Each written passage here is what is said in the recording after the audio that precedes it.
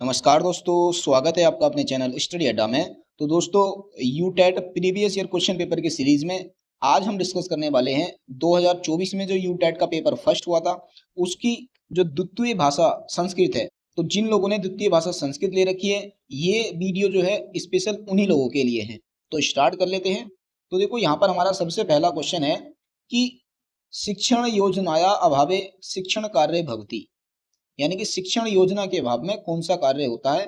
तो ये उद्देश्यहीनम, आरोचकनम, अनियंत्रितम, उक्तम सर्वमेव। तो ये उक्तम सर्वमेव यानी कि उपयुक्त तो सभी क्या हो जाएंगे, ये सारे के सारे राइट आंसर हो जाएंगे। क्वेश्चन ये पूछा गया था कि शिक्षण योजना के अभाव में या शिक्षण योजना की कमी में निम्नलिखित में से कौन सा कार्य हो सकता है। भाई, जब आप शिक्षण योजना नहीं बनाएंगे तो इनमें से कौन सा कार्य हो सकता है। तो भाई उद्देश्यहीन, भाई शिक्षण योजना नहीं होगी तो जो हमारा शिक्षण होगा वो उद्देश्यहीन होगा, आरोचक होगा और अनियंत्रित होगा। यानी कि ये जो पहले वाले हैं ये तीनों होंगे ही होंगे। इसका मतलब जो उपयुक्त तो सभी है, यानी कि ऑप्शन नंबर जो हमारा डी है ये क्या हो जाएगा, इसका बिल्कुल राइट आंसर हो जाएगा।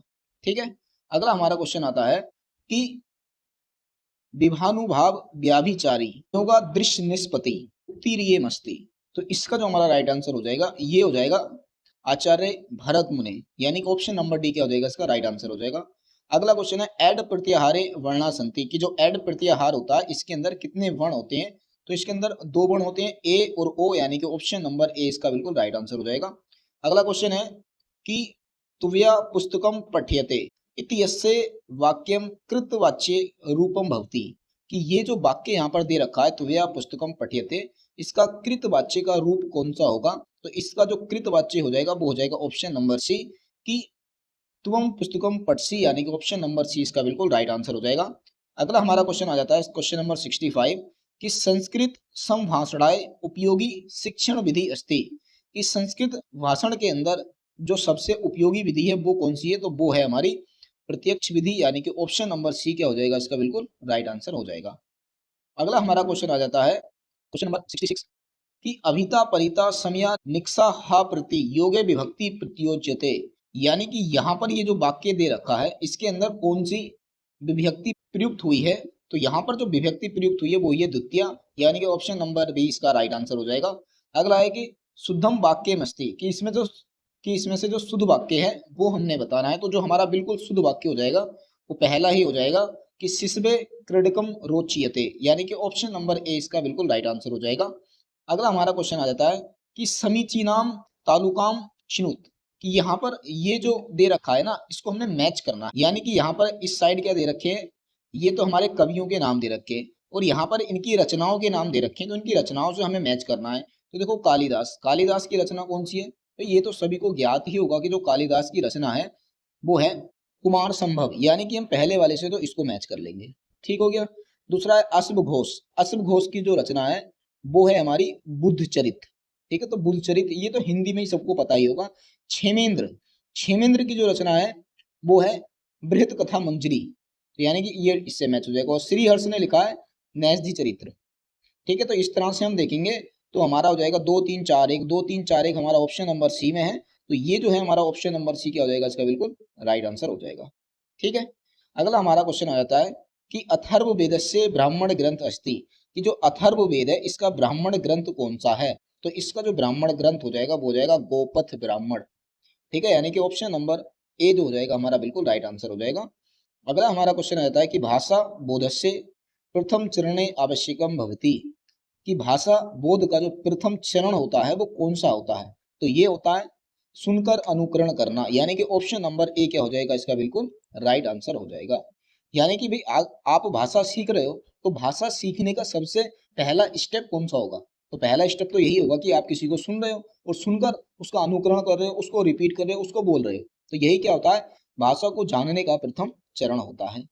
अभी देखिए क्वेश्चन नंबर 71 से 74 ऐसे क्वेश्चन आएंगे जिनको यहाँ पर ये जो गधांश दे रखा है आपने इस गधांश को पढ़कर इनके आंसर देने हैं। ठीक है, तो आप क्या है इस गधांश को पढ़ लेना, हम सीधा का सीधा इसके क्वेश्चन कर लेते हैं। पहला क्वेश्चन आ जाता है कि महर्षि दयानंद भगीरथी तटे कृषि पताकाम स्थापनायत। तो इसका जो हमारा राइट आंसर हो जाएगा वो हो जाएगा ऑप्शन नंबर बी कि पाखंड खंडी नीम। यानी कि जब आप ऊपर वाले गधांश को पढ़ोगे तो वहां से साफ साफ आपको देखने को मिल जाएगा कि इसका जो राइट आंसर है वो ऑप्शन नंबर बी है। अगला हमारा क्वेश्चन आ जाता है कि ब्राह्मण क्षत्रिय वैश्य शूद्र कृत विभाग के दृशा, कि ये जो ब्राह्मण क्षत्रिय वैश्य और शूद्र ये चार विभाग जो हैं ये किसके हैं या कैसे हैं? तो ये हो जाएगा गुण कर्म स्वभावे, यानी कि ऑप्शन नंबर डी क्या हो जाएगा इसका बिल्कुल राइट आंसर हो जाएगा कि ये जो चार विभाग बनाए गए हैं ये गुण कर्म और उनके स्वभाव के आधार पर बनाए गए हैं। अगला है उद्रुतुम पदे क्रियापदम किम प्रयुक्तम, कि ये जो उद्रुतुम पद है इसके अंदर कौन सी धातु है ये हमने बतानी है। तो इसके अंदर जो धातु है वो जाएगी हुर, यानी कि ऑप्शन नंबर डी क्या हो जाएगा इसका बिल्कुल राइट आंसर हो जाएगा। ठीक है, अब अगला हमारा क्वेश्चन आ जाता है कि व्याकरण दृष्टवा सवत्र पदम किम, कि व्याकरण की दृष्टि से सवत्र पद कैसा है? तो ये जो पद हो जाएगा ये अव्यय है, कि सवत्र क्या है? एक अव्यय पद है, यानी कि ऑप्शन नंबर ए इसका बिल्कुल राइट आंसर हो जाएगा।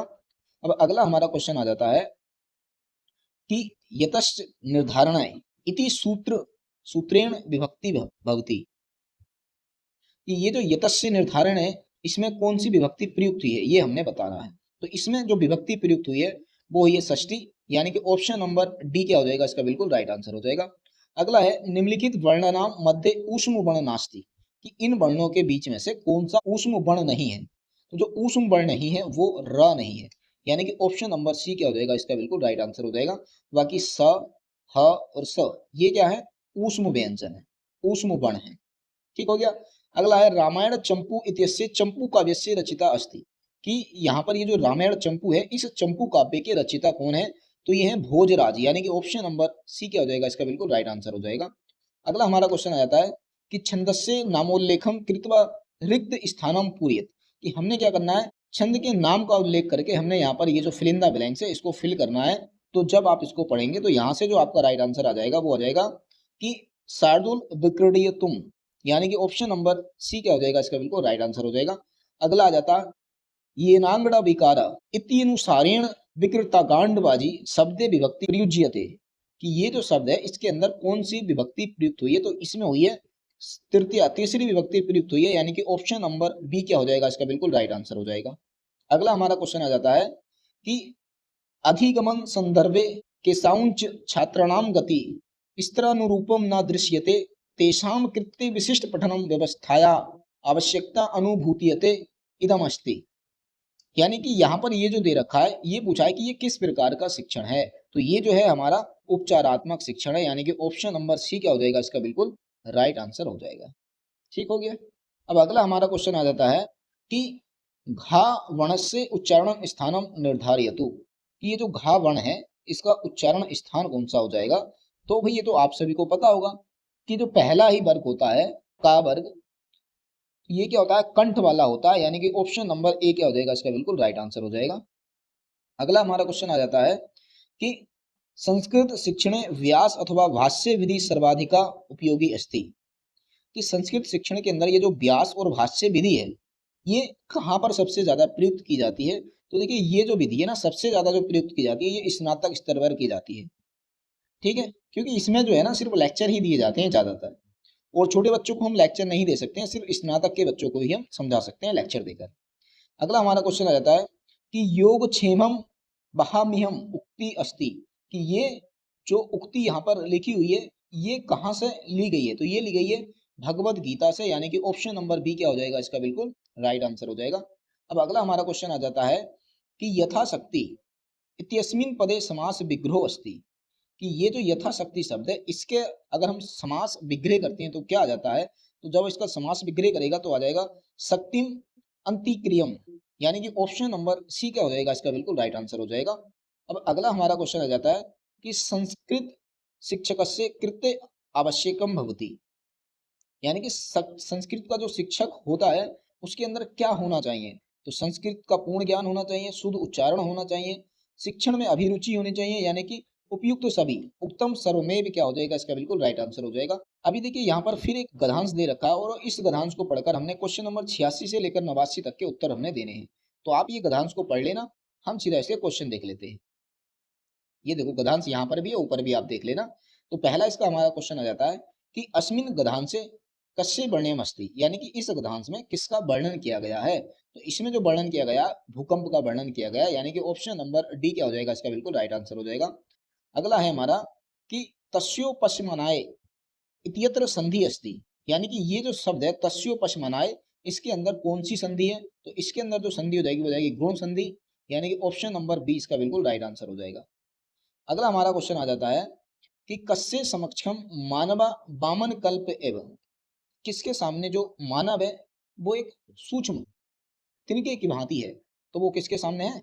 प्रकृति के सामने है, यानी कि प्रति समक्षम, यानी कि ऑप्शन नंबर ए क्या हो जाएगा इसका बिल्कुल राइट आंसर हो जाएगा।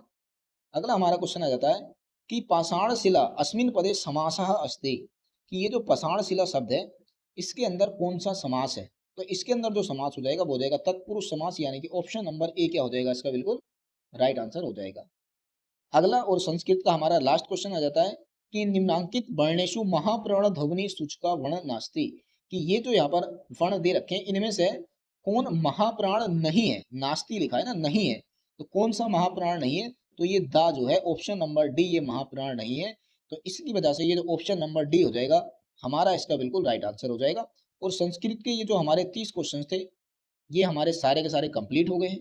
तो बाकी ये वीडियो आपको कैसी लगी है कमेंट बॉक्स में ज़रूर बताइएगा। और हाँ, अगर वीडियो आपको अच्छी लगती है तो वीडियो को लाइक करना, आपके जो साथी यूटेट की तैयारी कर रहे हैं उन लोगों तक इस वीडियो को शेयर करना, और अगर आप चैनल पर नए हैं तो चैनल को सब्सक्राइब कर लेना ऐसी ही वीडियो पाने के लिए। बाकी मिलते हैं फिर बहुत ही जल्द नेक्स्ट वीडियो में, तब तक के लिए बेस्ट ऑफ लक।